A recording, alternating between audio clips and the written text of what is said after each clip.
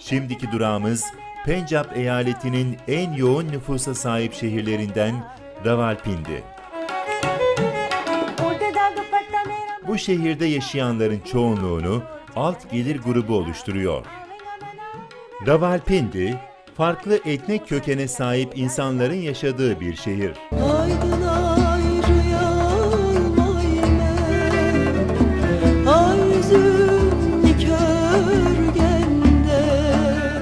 Doğu Türkistan'dan göç ederek buraya yerleşen 81 yaşındaki Uygur Türk'ü Hacı Abdülhamit'in evine misafir oluyor ve ondan Pakistan'a göç hikayesini dinliyoruz. Doğu Türkistan'dan Pakistan'a gelerek yerleşen 81 yaşındaki Abdülhamit amcanın evine konuk olduk. Abdülhamit amca, seni yakından tanıyabilir miyiz? Ne zaman geldin Pakistan'a? Ben Pakistan'a 92 yıl. Ben 1992 yılında Pakistan'a geldim. Buraya geleli 23 yıl oldu. Sincan şehrinde benim 3 çocuğum, 38 torunum ve torunlarımın da 18 çocuğu var. 81 yaşındayım. 13 yıldır Pakistan vatandaşıyım. Ama ondan önce 10 yıl boyunca Pakistan'da pasaportla yaşadık. Benim ikinci eşimden 10 evladım vardı. İkisi vefat etti ve 8 çocuğum yaşıyor. 8 evlattan 60'a yakın torun ve onların çocukları var. 60 evlat bulduk.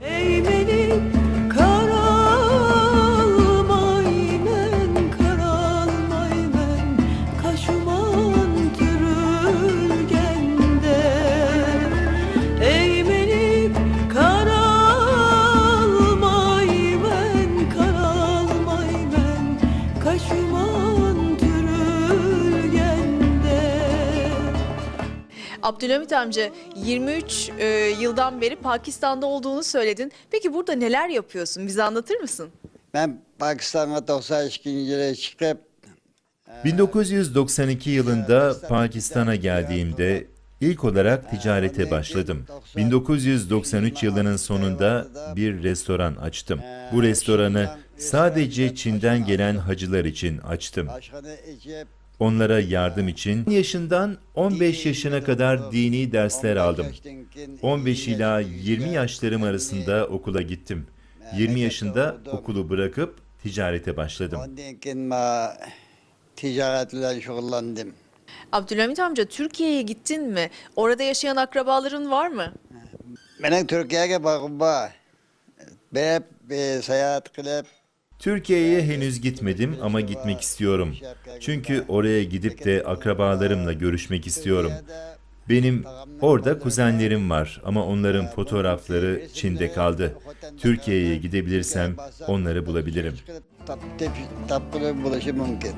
Aydın ayrı yalmaymen, arzun körgende. Aydın ayrı yalmaymen,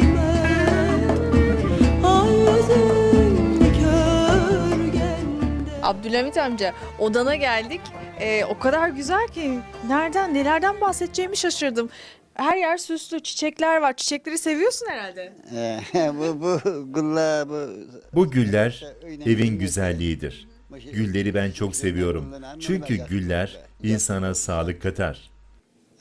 tabiatimizge maske.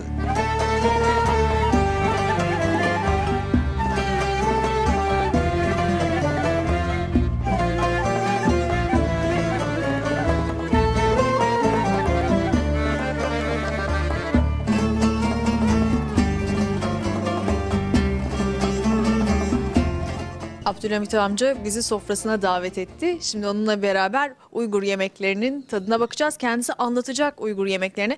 Abdülhamit amca, burada çorba görüyorum. Bize anlatabilir misin? Nedir bunlar? Uygurların taamları işi de bu çorba. Yüzlerce yıldan beri pişirilen bu çorba Uygurlara has bir yemek. İçindeki et insanları dinç tutar.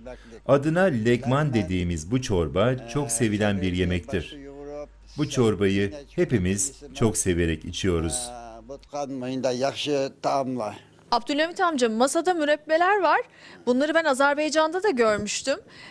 Siz de kullanıyorsunuz herhalde, değil mi? Çayla beraber mi yeniyor bunlar? Şeker yerine mi kullanıyorsunuz? Bu mao mürabba. Bu mürebbelerin isimleri biye mürebbesi, yeni bahar mürebbesi ve kırmızı gül mürebbesi. Kızılgul mürebbası. Bu da baldır. Bunlar Golca adlı köyde hazırlanıyor. Bu mürebbeleri biz kahvaltıda tüketiyoruz. Bunlar Uygur tarihinde her zaman yapılagelmiş ve günümüzde de severek tüketilen yiyeceklerdir. İmiş istemal qatqan, yaxşı gördiğen mürabba. Güzel mi?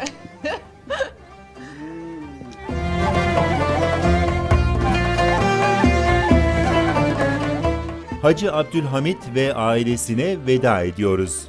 81 yaşındaki bu yaşlı Uygur Türk'ü arkamızdan el sallarken güleç, nurlu yüzü hafızalarımıza yerleşiyor.